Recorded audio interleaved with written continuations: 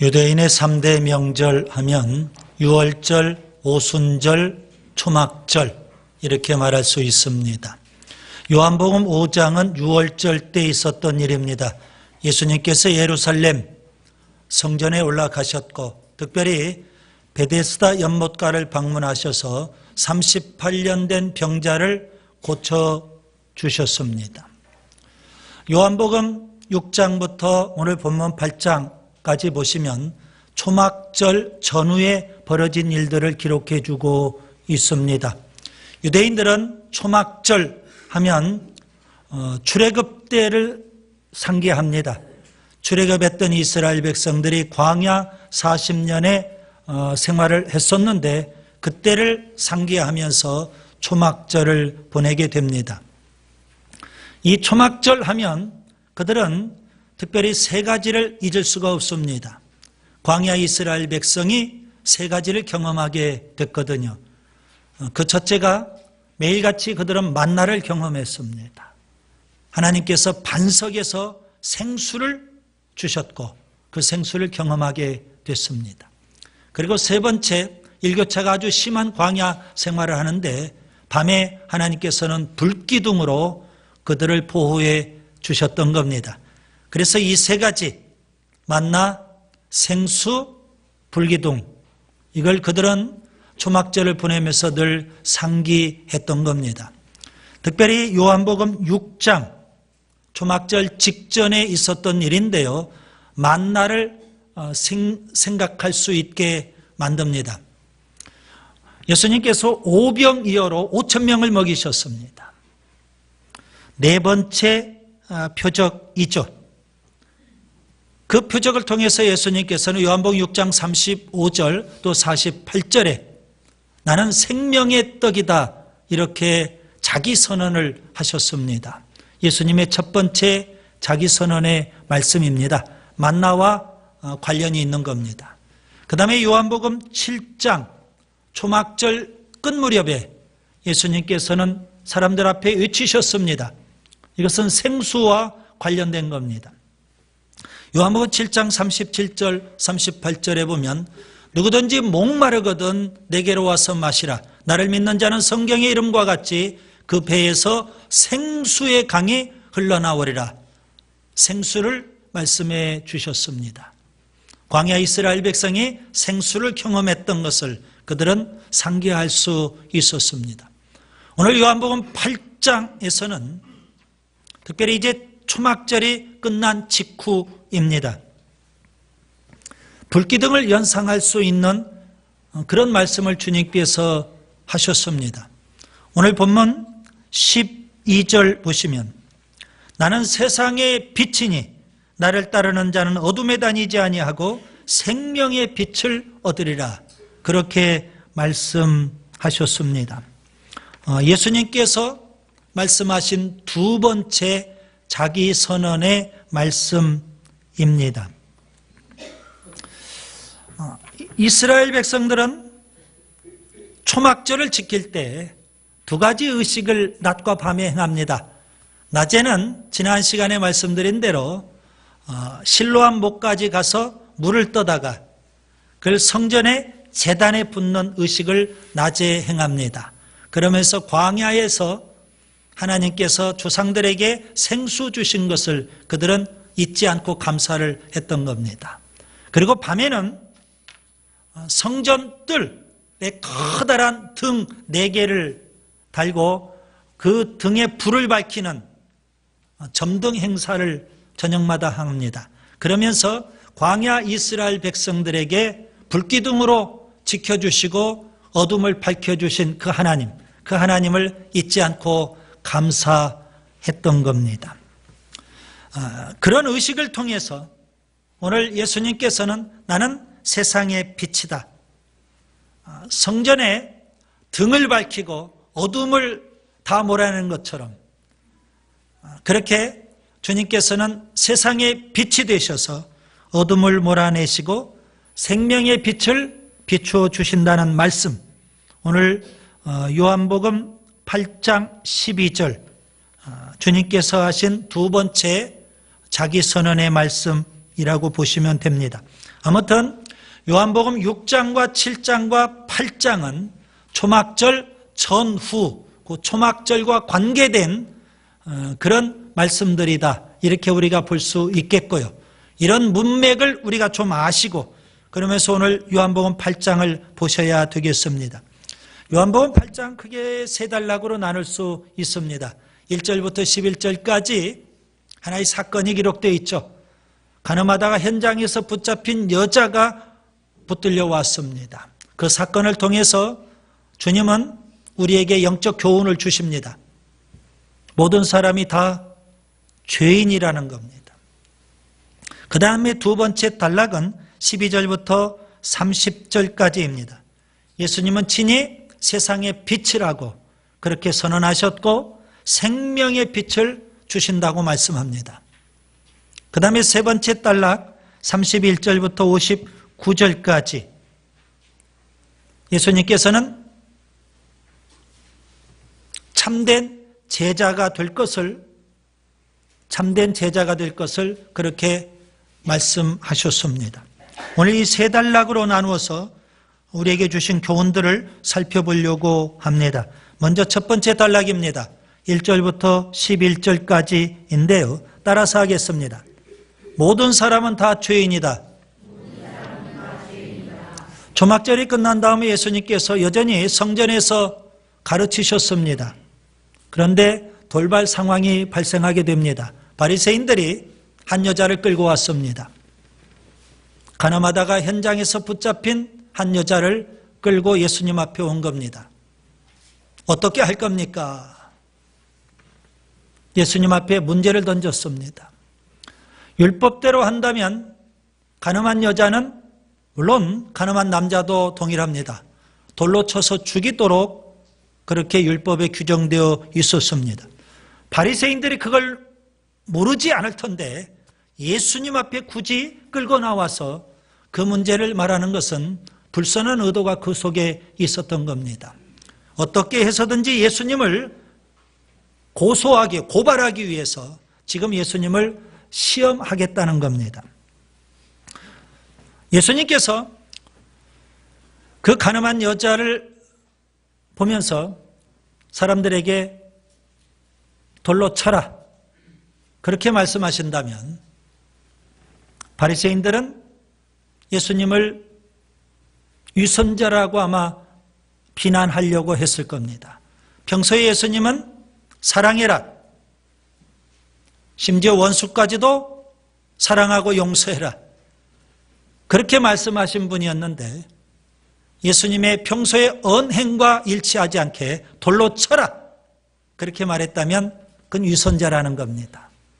그렇게 예수님을 위선자로 비난할 법합니다. 반대로 용서해라, 평소에 예수님 가르친 대로 용서해라 그런다면 바리새인들은 그 예수님을 율법을 어긴 자로 그렇게 범법자로 고발을 하려고 했을 겁니다. 이렇게 대답해도 걸리고 저렇게 대답해도 걸리고 난감한 상황에 주님께서 놓이게 됐던 겁니다. 그때 예수님께서는 허리를 구부리면서 땅바닥에 뭔가를 쓰고 계셨습니다.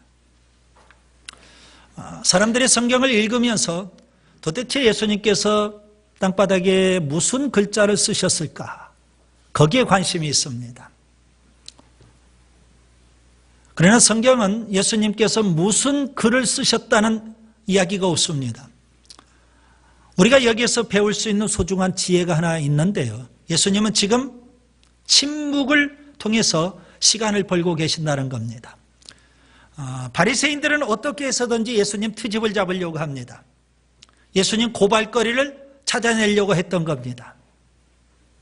그렇게 예수님을 지금 시험하기 위해서 가늠한 여자라는 이 문제를 던졌는데 예수님께서는 침묵으로 지금 답하고 계시는 겁니다.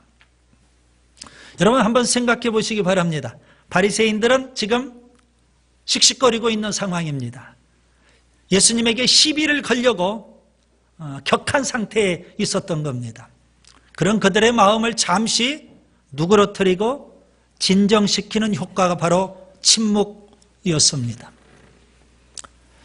예수님께서 그렇게 땅바닥에 뭔가를 쓰시면서 그리고 그들을 향해서 바라보시고 말씀하십니다.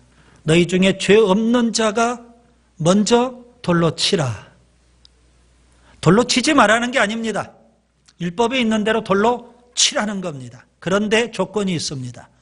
죄 없는 자가 먼저 치라는 겁니다. 가늠한 여자를 잡아왔던 이 바리새인들, 그들은 예수님의 그 말씀 앞에 그 가늠한 여자를 돌로 칠 수가 없었던 겁니다. 다 양심의 가책을 느꼈고요, 죄의식을 갖고 있었습니다. 그래서 다 뿔뿔이 흩어지고 말았던 겁니다. 이 사건인데요, 우리는 여기에서 몇 가지 배울 수 있는 교훈이 있습니다. 모든 사람이 다 죄인이라는 겁니다. 가늠한 여자도 죄인이고 그 가늠한 여자를 정죄하려고 했던 바리새인도 역시 죄인이었습니다. 주님은 지금 이 사건을 통해서 우리에게, 그리고 오늘 본문은 우리에게 모든 사람이 다 죄인인 것을 말씀해 주고 있습니다. 그런데 문제는요, 바리새인처럼 우리 모두는 내 자신의 죄는 보지 않고 다른 사람의 죄는 너무 쉽게 보고 너무 쉽게 정죄하려고 한다는데 문제가 있는 겁니다. 오늘 본문을 통해서 또 우리가 배울 수 있는 소중한 교훈이 있습니다. 이 가늠한 여자는 그 죄가 예수님 앞에 다 드러났습니다. 여러분, 죄는 드러나야만 용서받을 수 있는 겁니다. 자, 오늘 본문에 나타나지 않은 한 사람이 있어요. 누구일까요? 가늠한 남자. 그는 아예 예수님 앞에 나오지 않았어요. 바리새인들이 어찌된 일인지 이 가늠한 남자와 여자를 다 붙잡아가지고 예수님 앞에 왔어야 될 텐데 가늠한 남자는 놔두고 여자만 끌어냈던 겁니다. 이 가늠한 남자는 아예 처음부터 예수님 앞에 나오지 않았어요. 그리고 가늠한 여자를 고발했던 바리새인들은 죄의식 때문에, 양심의 가책 때문에 예수님 곁을 떠나고 말았습니다. 예수님 앞에 나오지 않은 가늠한 남자나 예수님 곁을 떠나버린 바리새인, 그들은 죄사함을 받을 수 있는 기회마저도 사라지고 말았던 겁니다. 여러분, 죄는 이 가늠한 여자처럼 드러나야만, 주님 앞에 드러나야만 우리가 용서받을 수 있는 겁니다. 주님께서는 가늠한 여자에게 말씀하십니다. 나도 너를 정죄하지 아니하노니 가서 다시는 죄를 범하지 말라. 주님은 그녀의 죄를 용서해 주셨고, 그리고 앞으로는 다시는 죄를 범하지 말 것을 말씀하셨어요. 여러분, 우리가 예수님을 만났습니까? 예수님 앞에 우리의 죄를 회개하고 죄사함 받았습니까? 진정한 회개는 뭘까요? 진정한 회개는 과거의 죄 주님 앞에 회개하고 죄사함 받는 것으로 끝나는 게 아닙니다. 앞으로 죄사함 받았다면 앞으로 다시는 죄를 짓지 않겠다고 결단하고 다짐하는 것, 거기까지가 진정한 회개가 될 수 있습니다. 지나온 죄 우리가 주님 앞에 솔직히 고백하고 시인해야 될 겁니다. 더 중요한 건 뭘까요? 앞으로 미래에, 오늘 이후 우리가 죄를 범하지 않고 죄를 이기겠다, 이렇게 결단이 있어야만 그것이 바로 주님이 기뻐하시는 진정한 회개가 된다는 사실입니다. 여러분, 예수님을 통해서 예수님 앞에 나와서 우리 죄를 회개함으로 우리가 죄사함 받을 수 있기를 바랍니다. 진정한 회개는 죄를 이기며 사는 것이기 때문에 오늘 이후 우리가 죄를 이기며 살 수 있기를 바랍니다. 그 다음에 두 번째 단락을 보세요. 12절부터 30절까지 예수님께서는 세상의 빛이라고 자기 선언을 하셨습니다.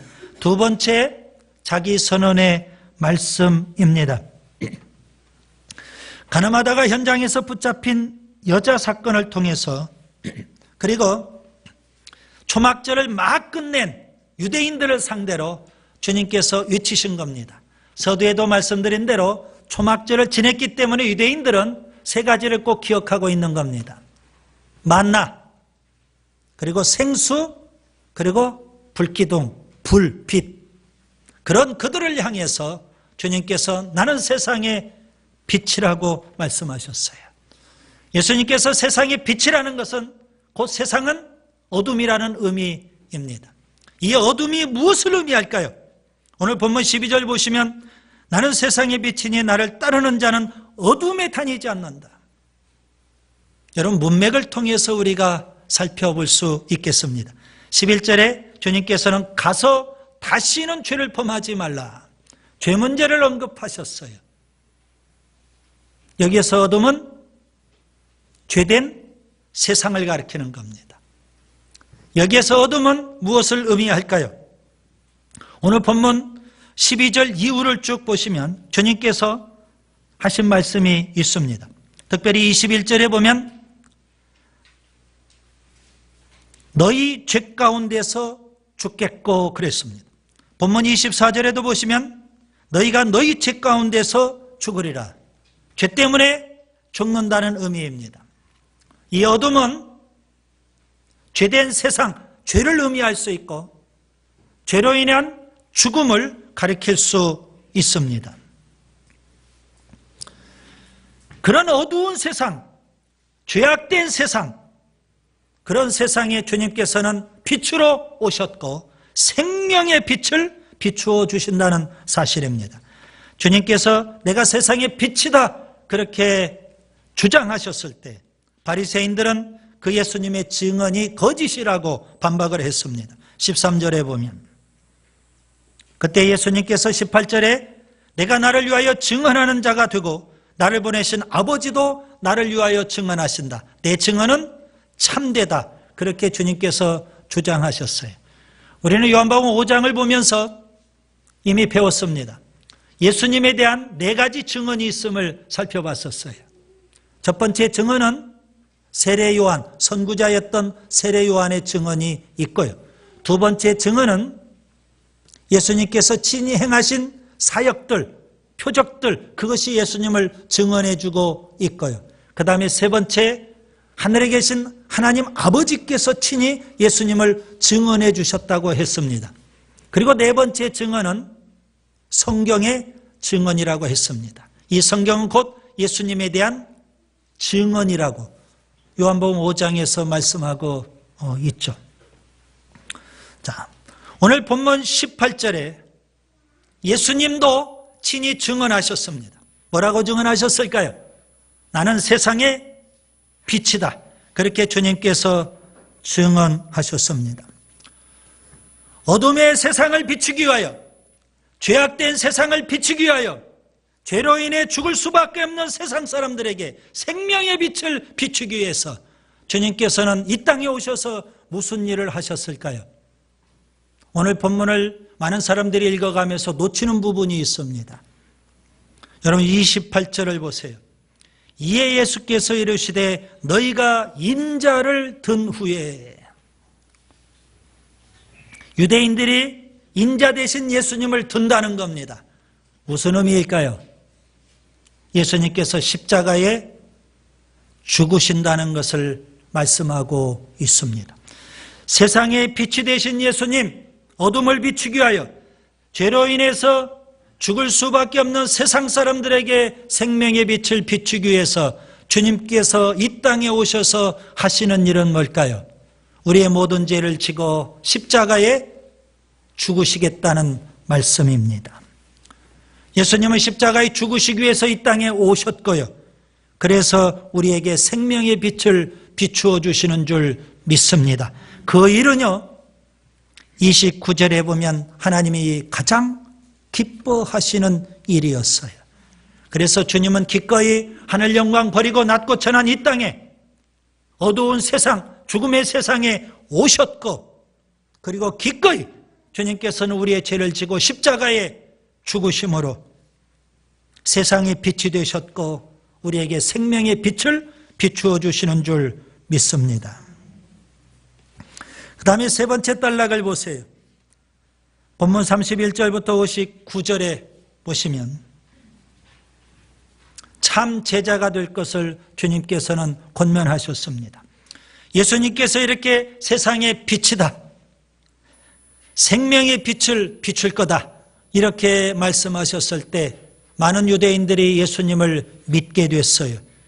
본문 30절을 보시면 이 말씀을 하심에 많은 사람들이 믿더라. 그런데 문제는요, 본문 31절에 보시면 예수님께서는 그렇게 당신을 믿는 유대인들을 상대로 지금 말씀하고 계십니다. 무슨 말씀을 하고 계실까요? 예수님을 믿는 유대인들, 곧 지금 오늘 우리가 예배당에 와서 예배를 드리고 설교를 듣는데 예수님을 믿는 오늘 우리들에게도 주님은 동일하게 말씀하실 법합니다. 예수님을 믿는다고 하는 유대인들에게 주님께서는 믿음이 무엇인지, 진짜 믿음이 무엇인지를 말씀하고 계십니다. 오늘 아주 충격적인 말씀을 우리가 요한복음 8장에서 들을 수 있습니다. 예수님을 믿는다고 하는 유대인들에게 예수님께서는 뭐라고 하셨을까요? 34절에 보시면 너희는 죄의 종이다 그러셨어요. 44절에 보면 좀 더 심하게 말씀하셨습니다. 너희는 마귀의 자녀다. 예수님을 믿는데 예수님은 그런 유대인들을 죄의 종이라고 하셨고 마귀의 자녀라고 말씀하셨어요.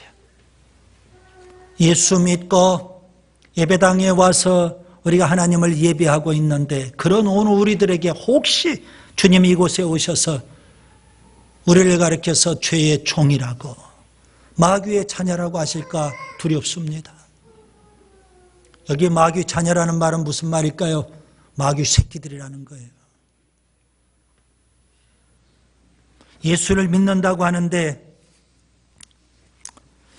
여러분 45절 46절을 보세요. 예수님이 보실 때 그들은 예수님을 믿는 게 아니에요. 49절을 보세요. 예수님을 믿는다고 하는데 그들은 예수님을 공경하지도 않고 무시해요. 48절과 52절을 보세요. 예수님을 믿는다고 하는데 그들은요, 예수님에 대해서 악의적으로 비난을 해요. 사마리아 사람이다, 귀신 들렸다, 악의적으로 비난하고 끝납니까? 예수님을 믿는다고 하는데 그들은요, 37절에 보면 또 40절에 보시면 59절에도 보시면 예수님을 죽이려고까지 해요. 도대체 예수님을 믿는다고 하는 믿음이 어떤 것일까요?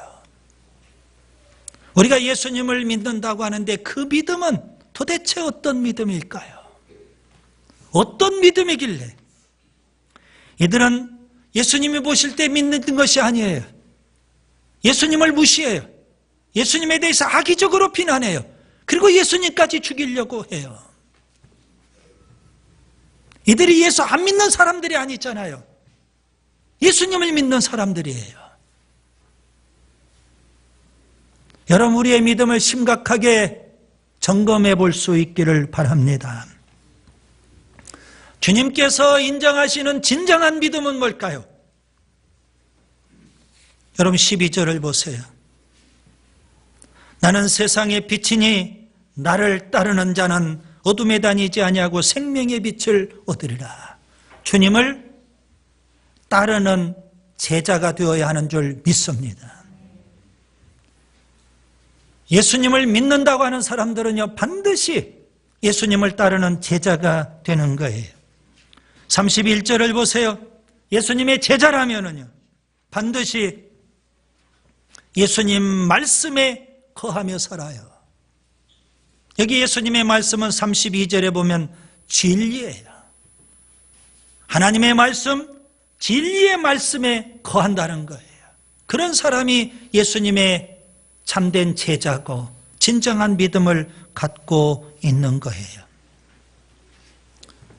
예수님 말씀에 거하면 반드시 어떤 현상이 나타날까요? 32절에 보면 진리를 알지니 진리가 너희를 자유롭게 하리라. 자유함이 있다는 겁니다. 뭐에 대한 자유일까요? 죄로부터의 자유. 이겁니다. 죄로부터의 자유. 그래서 예수님께서는 간음했던 그 여자에게 뭐라고 말씀하셨을까요? 다시는 죄를 범하지 말라. 여러분, 우리가 예수님을 믿는다면 물론 믿음으로 구원받았죠. 그런데 우리의 믿음이 진정한 믿음인 것을 뭘로 보여야 될까요? 죄 사함 받은 이후 다시는 우리가 죄를 짓고 살지 않는 거예요. 죄를 이기며 사는 거예요. 그것으로 우리의 믿음을 주님 앞에 보일 수 있는 겁니다.